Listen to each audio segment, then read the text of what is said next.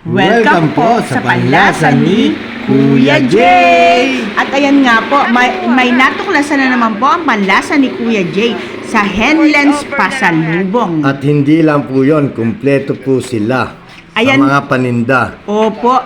At ayan nga po, dyan lang po yan sa poblasyon Kalumpit, Bulacan. Ang dami po nilang pwede nyong bilhin. May palaman, may chocolate, Opo. at sari-sari pa. May pang-samji din po sila. At Kumpleto. opo, at syempre si Ate Faith po, ayan po, namimili nga po siya ng chocolate. Ang nagustuhan po ni Kuya Jay ay dark chocolate. Siyempre, yun ang number one na gusto ko. Opo, at si Ate Faith naman ay bumili naman po ng brownies. Ayan naman po si Ma'am Lala. Opo, ayan po yung may-ari ng Henlens Pasalubong. Saka hindi lang yun, komportable kang mamili at bumili dahil naka-aircon siya. Opo, at syempre bumili naman po ako ng peanut butter. Ayan, ang sarap nga po. Ayan nga po ang pinalaman namin sa pandesal. Ang Henlens Pasalubong po, ang ganda po ng tindahan niya. Naka-aircon po at napakalinis po ng tindahan niya. Yes. Diyan lang po yan sa Kalumpit. Poblasyon, Kalumpit, Poblasyon, sa may Bulacan. highway lang po. Opo. Malapit lang po siya sa may Andox. Opo, at syempre po, ayun na nga po napamili namin. Brownies, dark chocolate, at peanut butter. Ayan po ang kanya pong mga paninda. May pang-samji rin po sila. Ano ba hinihintay natin? Kung chocolate lang ang hanapin, diyan ka na. Opo, ayan po, meron din po silang sukang sinamak.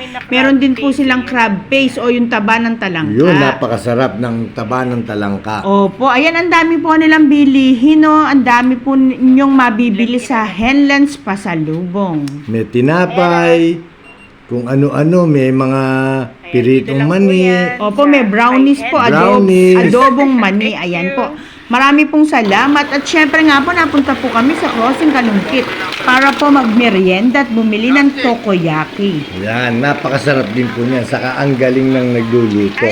Opo, talaga pong pinanood nga po namin nila Kuya Jay at Ate Faith ang naggagawa po ng tokoyaki. Ang iniisip ko kasi una kalahati lang siya, tapos nabibilog niya. Opo, at syempre po habang ginagawa nga yung tokoyaki, ayan po, bumili naman po kami ng isaw, proben, ayan, at ang sarap nga po. Ang daming mapapagpilian pag lumabas ka na ng Crossing Kalumpit. Opo, at syempre po, ayan o, shoutout nga po kay Kuya na gumagawa po ng tokoyaki. Ayan po, pinanood ni Kuya Jay. Talaga Siyempre, po. mamamangha ka kasi andalang mo lang talagang makita ng ganyan. Opo, talaga po, ang galing nilang gumawa, oh. Ayan, pinanood ko po talaga, tinutukan ko talaga. Opo, ayan. At marami po kayong mabibiling paninda dito po sa may Crossing Kalumpit.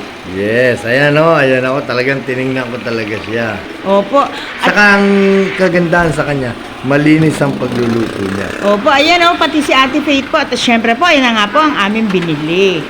Ayan, ang sarap niya. Opo, at syempre po, habang kumakain po kami, nauhaw naman po si Ate Faith at si Kuya Jay. Syempre, pati si Ate Gina.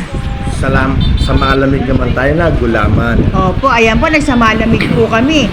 Tapos po, ayan po yung Chicken Joy. Ayan, ang sarap din po ng Chicken Joy, oh. May 20, may 15. Ayan, oh, ang Ayan. galing ni Kuya, oh. Tinignan po namin lahat ng pagluluto nila pero malinis naman po. Nakakasigurado naman po tayong kumain. Opo, at ayan nga po, bumili rin po kami ng sisig. Sisig. Opo, ang sarap din po ng sisig Sisig dyan. na. Opo. Ayan po, bumili po kami dyan ng kwek-kwek at saka ng bituka at proben. Proben. Opo, ayan. Nagpa-take out pa nga po si Kuya Jay. Siyempre, sarap. Pwedeng ulam. Opo, ayan, ang sarap po kasi niya. Ang dami pong yung mabibili dito sa Kalumpit At Crossing. hindi lang marami ka talagang pagpipilian. Opo.